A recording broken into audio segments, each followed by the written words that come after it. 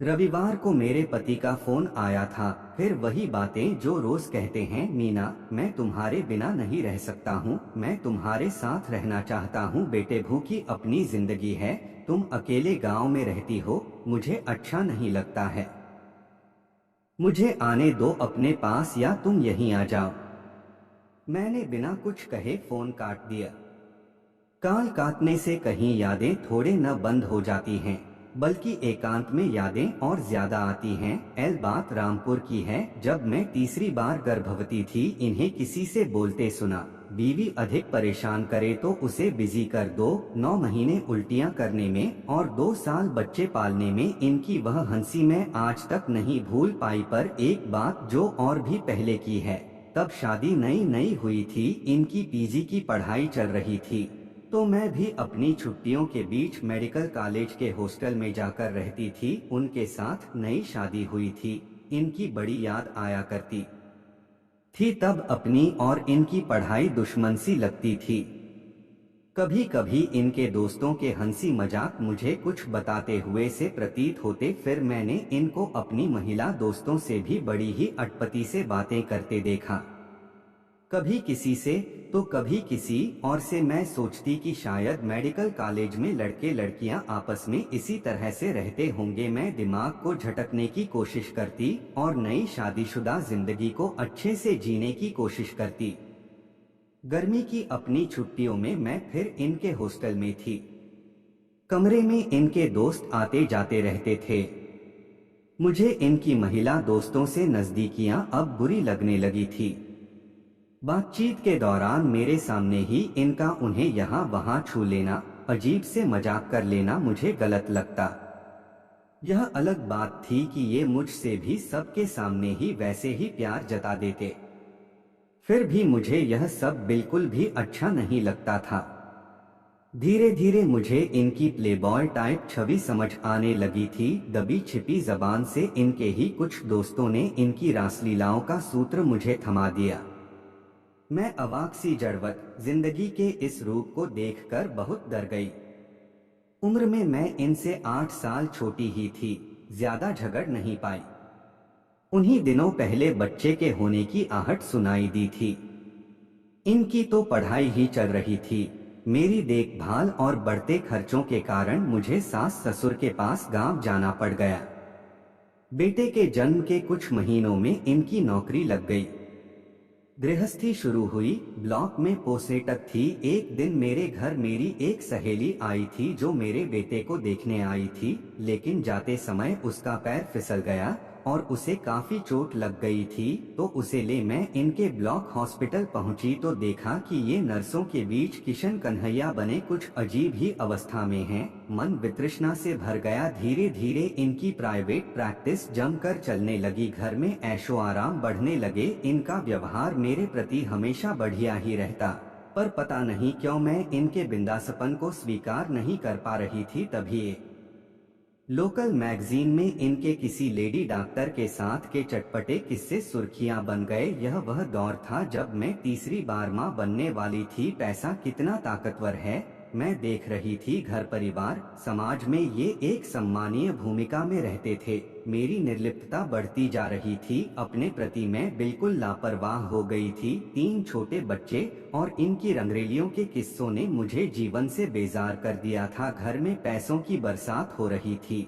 दूर दूर के रिश्तेदार इलाज और मदद के लिए सटे रहते थे। और तो और मैं उस दिन बिखर ही गई थी जब मेरे पिताजी ने मुझे समझाते हुए कहा, जरा ढंग से रहा कर, कैसे पगली सी रहती हो।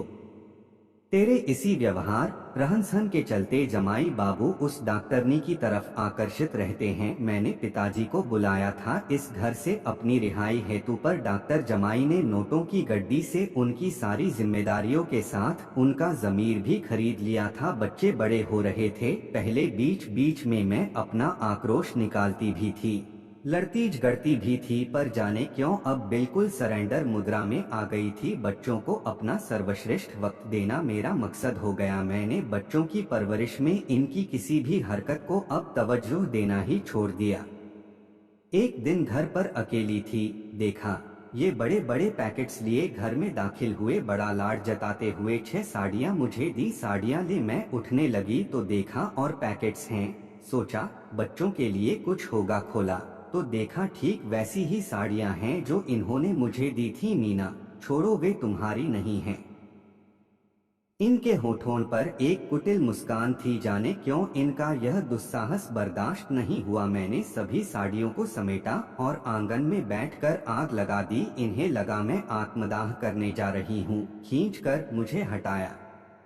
कुछ दिनों बाद मैं चौथे बच्चे की माँ बनने वाली थी। समय बीतता गया, मैंने कभी घर त्यागने या तलाक लेने की नहीं सोची। लगता बच्चों से क्यों उनके बाप को छीन लूं, क्यों उनके मन में पिता की छवि खराब कर एक अभिशप्त बचपन का ठप्पा लगा दूं। उम्र के साथ इनकी कामुकता में भी मुझे कमी महसूस हो रही थी। नई जगह पर पोस्टक से प्रैक्टिस में भी कमी आई।